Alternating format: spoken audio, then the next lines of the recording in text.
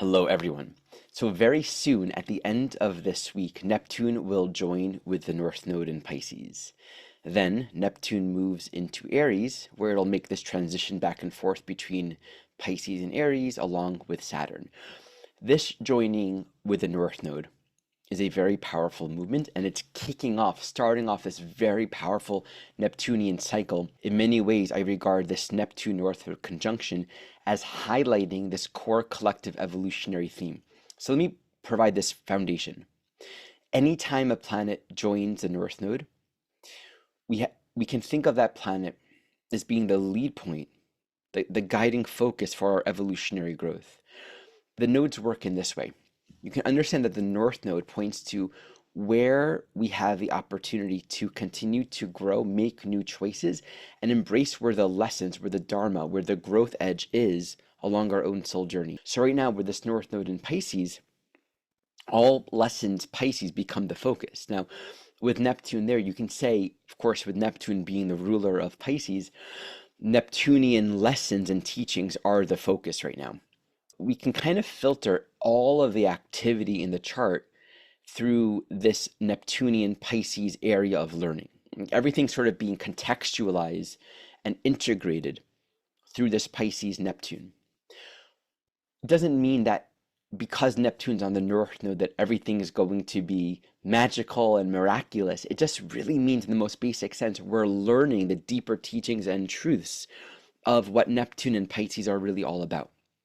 So let me provide this perspective. You can look at where this conjunction is happening in your chart, remembering that this North Node is just the beginning of something really powerful. After this North Node conjunction happens, Neptune passes into Aries and begins this very powerful journey with Saturn, where Saturn and Neptune will be joining at this Aries-Pisces cusp for the next year and a half or so.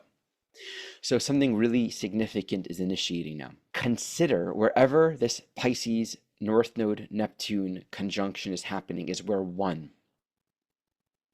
the greater existential question of meaning, point, what's this all about, can really be arising. There can be a deep sense of losing hope, despair, pointlessness. Okay, and on the other end of that is where there's the possibility of renewing our life with a deep sense of trust and faith and meaning with a capital M.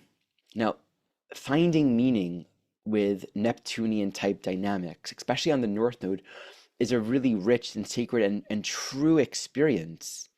But what's interesting about it is meaning, like purpose, value in life, is often just on the other side of valuelessness and pointlessness.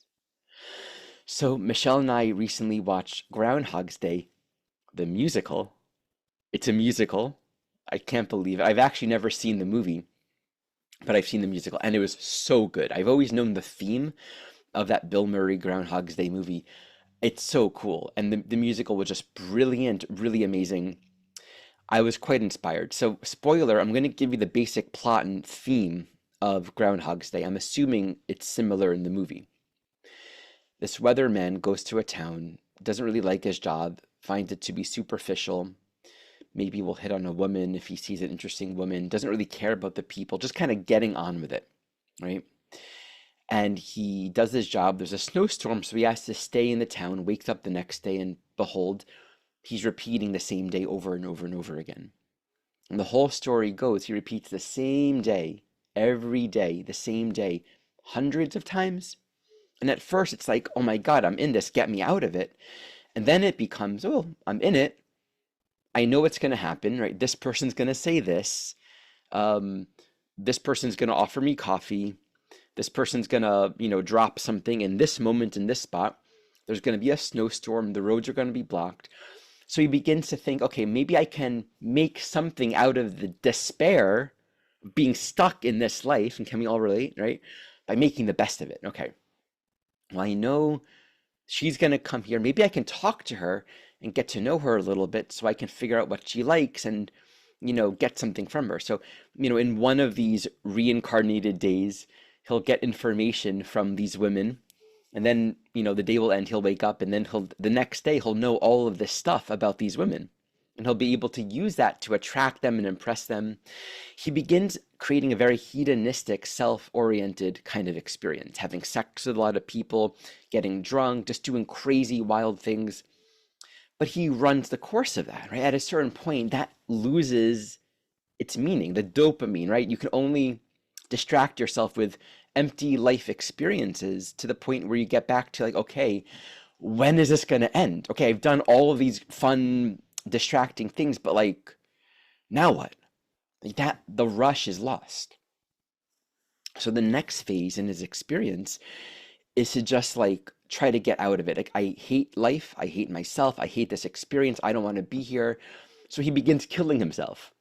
And there are a series of days where he is committing suicide in just these unique and creative ways.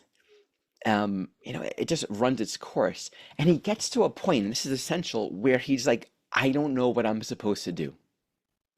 Why is this happening? How do I get out of it? So there's like an exhaustion of the effort to try to make meaning out of it. Nothing that he's tried has worked. Trying to get out of it hasn't worked. He can't escape. Trying to seek maximum pleasure has run its course. Committing suicide doesn't matter because you just come back anyway. So he just stopped caring, right? He stopped trying to manipulate the system. He stopped trying to impress other people or get something out of it. He's just like, I don't know. I don't know what I'm doing. And to me, that's the turning point. There's a sort of humble, I surrender, I accept, and we're not consciously surrendering to something greater than ourselves. There's an element of I'm surrendering, trying to make this up myself. Like there's a little bit of space, although we may not know it, in that I give up. I give up to the point where I don't even know how to believe in any effort to try to get out of it. I'm just here. I'm just here. And can we relate to that, right? Can we relate to where all of our efforts to try to make something other than what is just make it so exhausting? And this can be in all the subtle ways that we're trying to interact and deal with the existential pain and difficulty of life, be it other people suffering. I'm going to ignore people suffering, and I'm going to try to help everyone. We can go to these extremes of playing with identity to the point where, we deny others and we, hide from them, or then we deplete ourselves in martyrdom and sacrifice. We get to the point where just, what do I do? Why is this happening? What's the point of this? There's a subtle opening there. And to this coworker, that was sort of this character where, he ignored the coworker, and then at some point he tries to sleep with the coworker, and at this point where he's given up, this coworker sees him there and takes interest, and you seem sad. What's going on? And he's like, well, I don't know. I've just been here, and I know everything that's going to happen, and I don't know why I'm here. He's just being honest, right? And she's like, what do you mean you know everything? And he begins, sharing, well, I know you went to school here and did this and da-da-da, and it's about the snow, and this person's going to drop their gun right there. And apparently it's all true. So she's like, wow, this is pretty interesting. So, so what happened? And he just begins opening up to her. He's no longer trying to be somewhere else. Here's the point. Because there's no personal effort involved to try to make something, there's a receptivity there. She shows him genuine compassion.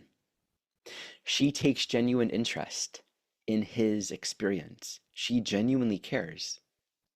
She wants to know what it's like to be him. She cares about his well-being. And that introduction of another being caring about him changes the course, meaning until then it was sort of predictable, and it was a matter of how do I deal with the predictability and meaninglessness of life, right? This was a game changer. There's something loving, there's something caring, and it's relational, right? It's another being present with another. I care about you. And that has an effect on his being. Now, the next day comes, and he's a changed person. Suddenly there's more kindness. There's more gentleness. He noticed that people that asked him for money, the other coworker that he never cared about, there was more presence. He cared, right? And there's this interesting line where he's a little more present with people, and these characters say, oh, he's a nice person.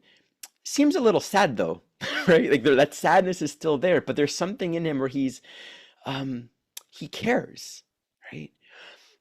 And this journey of caring continues, and he realizes he can start helping. He can start helping others, and it's not coming from this like I'm helping because I'm uncomfortable with your suffering and I'm trying to get out of it, which is a Piscean quality. It's helping because there's some part of him that's realizing that the only meaning of all of this is love. The only meaning of all of this is true relationship. Without that, we're just living in our separate bubble, trying to find something to hold on to, but there's no meaning in any of this. Without love, without care, it's all completely meaningless and empty. So he begins to really explore. So in this last day incarnation, he's using his time as best as possible to be in service. He knows that this one police officer, the gun falls out of the holster, so he gets a holster, a new one for him, right? He replaces the tire. There's this interesting scene where this lady dies, right? And so he keeps on coming back to try to help her to not die. But interestingly enough, he can't prevent her from dying. That's another interesting piece, right? He faces the limits of what he can control, but his heart was broken open in his caring, and he realizes even love can't necessarily save a person from what is meant to be. So I think of this Neptune on the North Node. Think of where this is in your chart. There's the potential for an opening here. And this will open and continue to open over the next year and a half as this Neptunian theme grows. Think of Saturn as like you have a day, a 24-hour period, or however many years you're alive. And the larger question is, what are you doing with your time? How are we devoting our very ephemeral life experience to something more meaningful and purposeful beyond ourselves? But I think getting there, and again, this can be the point of reflection for when we contemplate the position of this conjunction in our own chart, we might need to embrace the necessity of all of our efforts to make meaning kind of just arising and leading us to the necessity of giving up. And there's an interesting distinction in the Pisces archetype of giving up, where that becomes sort of a nihilistic, I don't care, what's the point? And that's not really a giving up. In a sense, like that's almost another effort. Like the true giving up is that place where we're really acknowledging, I don't know. There must be something greater and more meaningful than this, and I'm willing to let that in. That giving up is a letting go of all of our efforts to make meaning where there is none, but a little bit of an opening to learn more about the love that we are, to learn more about what's truly meaningful about this illusion of life, this world, this reality that we're living in, and what's really meaningful, what this is truly all about. So I look forward to sharing more teachings on this, as well as a Neptune Pisces North Node conjunction through the houses very soon. Couple announcements. My 2025 first year training program is now open for enrollment. We begin in 2 months. For those that need a scholarship, I have a form available on the website. And for those that can offer a donation to support those who cannot afford the full amount, I've created that avenue as well. Your donations are essential because it allows more and more people who aren't able to pay to make this course accessible for them. Lastly, I am available for one-on-one sessions with individuals, couples, and long-term soul-to-soul companionship sessions where you can work with me more long-term. You can check all of this out in the description below. And as always, thank you so much for watching.